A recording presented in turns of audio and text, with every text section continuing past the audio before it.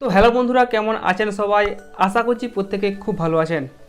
তো বেশ কিছুদিন আগে শাওমি ভারতের বাজারে তাদের Mi 11 সিরিজের তিনটি ফোন লঞ্চ করেছে। Mi 11X, Mi 11X Pro এবং Mi 11 Ultra। তো এবার আরও এই Mi 11 সিরিজের আরও একটি নতুন ফোন কিন্তু লঞ্চ করতে চলেছে এবং এর নাম রাখা হয়েছে Mi 11 Lite 4G। এবং এই ফোনটা কিন্তু বেশ অনেকদিন আগেই গ্লোবালি লঞ্চ হয়ে গেছে এবং গ্লোবালি এই ফোনটির একটি 5G ভেরিয়েন্টও কিন্তু লঞ্চ করেছিল এবং আশা করা যায় এই 5G ভেরিয়েন্টটি আমাদের ভারত ও বাংলাদেশের বাজারে লঞ্চ করবে না। তো যাই হোক, আজকে আমরা কথা বলবো এই Mi 11 Lite 4G এই ফোনটিকে নিয়ে। এখানে এই ফোনটিতে কী কী স্পেসিফিকেশন দেওয়া হয়েছে, তারপর এই ফোনটি কত দামে আমাদের ভারত ও বাংলাদেশের বাজারে পাওয়া যাবে এবং কবে নাগাদ পাওয়া যাবে, সমস্ত কিছু নিয়ে আজকে আলোচনা করব। তো সেই জন্য ভিডিওটি শুরু থেকে শেষ পর্যন্ত অবশ্যই দেখবেন। আর ভিডিওটি যদি ভালো হয়ে থাকে তাহলে একটি লাইক করে দেবেন এবং চ্যানেলটি সাবস্ক্রাইব করে পাশে থাকা বেল আইকনটি অবশ্যই প্রেস করে রাখবেন। আসুন আজকের ভিডিও শুরু করি।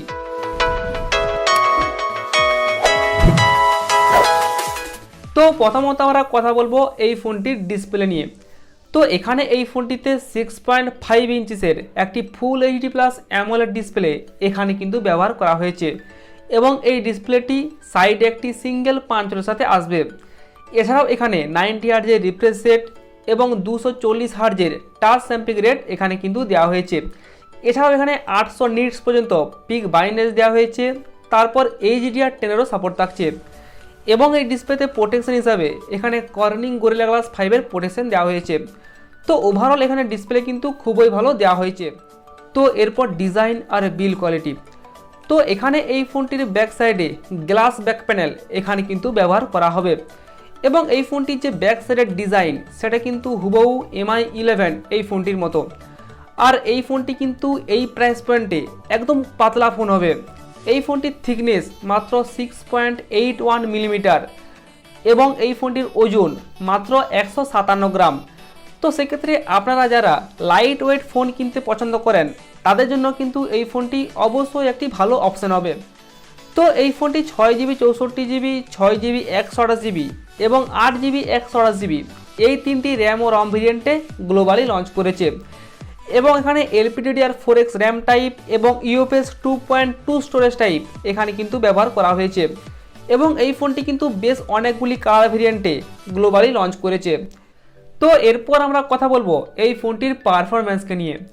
তো এখানে এই ফোনটিতে স্ন্যাপড্রাগনের 732G এই প্রসেসরটি ব্যবহার করা হয়েছে এবং এই প্রসেসরটি 8 ন্যানোমিটারের তৈরি। তারপর এখানে অ্যাডিনো 618 এই জিপিইউটি ব্যবহার করা হয়েছে।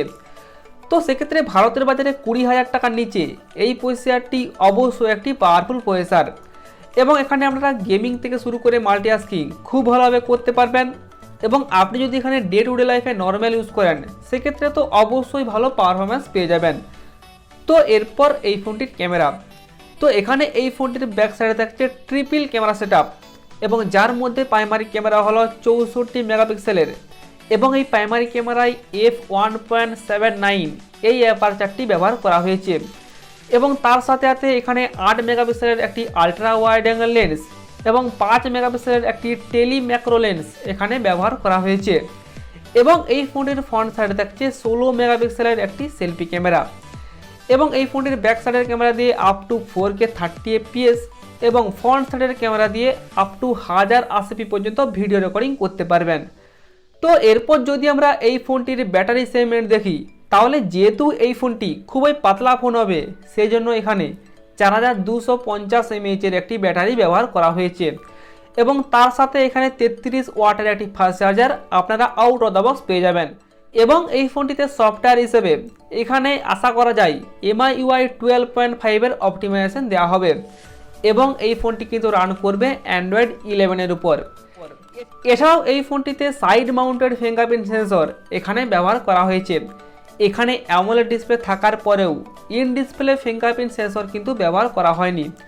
তো সেক্ষেত্রে এই জায়গাটাই কিন্তু শাওমি বেশ অনেকটাই কস্ট কাটামেন্ট করেছে এবং এখানে ফেস আনলকের সুবিধা তো অবশ্যই থাকছে এবং এর সাথে সাথে এখানে hybrid SIM slot, type C port এবং ডুয়াল স্টিরিও স্পিকার এখানে দেওয়া হয়েছে এবং তার সাথে ডলবি অ্যাটমসেরও সাপোর্ট থাকছে।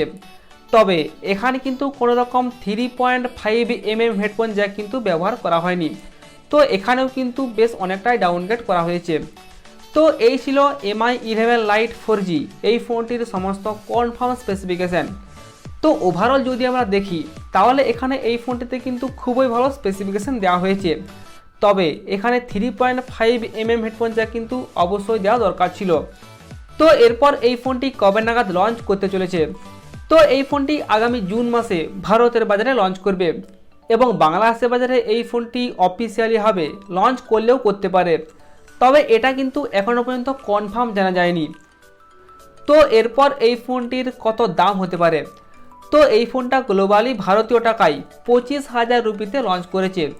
তো সেক্ষেত্রে আশা করা যায় এই ফোনটি যখন ভারতের বাজারে আসবে তখন ওই 20,000 রুপির আশেপাশে লঞ্চ করবে এবং বাংলাদেশের বাজারে গেলে ওটি প্রায় 30,000 টাকার নিচেই পাওয়া যাবে।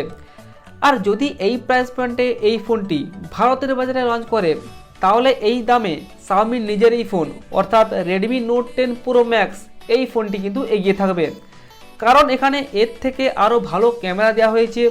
তারপর এখানে 120 হার্জের রিফ্রেশ রেট যুক্ত একটি অ্যামোলেড ডিসপ্লে দেওয়া হয়েছে। তো সেক্ষেত্রে আমার মনে হয় এই Mi11 Lite 4G এই ফোনটা মূলত যারা একদম হালকা ফোন মানে একদম লাইট ওয়েট ফোন ব্যবহার করতে পছন্দ করে, তারপর যারা একটি ভালো ডিজাইনযুক্ত ফোন চাই মূলত তাদেরকে টার্গেট করে এই ফোনটিকে লঞ্চ করা হবে।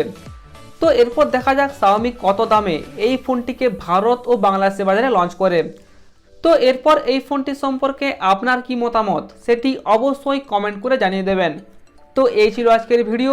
আর ভিডিওটি যদি কোথাও ভালো লেগে থাকে তাহলে একটি লাইক করে দেবেন এবং চ্যানেলটি সাবস্ক্রাইব করে পাশে থাকা বেল আইকনটি অবশ্যই প্রেস করে রাখবেন। আসুন আজকের মতো এই পর্যন্তই, দেখা হচ্ছে পরের ভিডিওতে।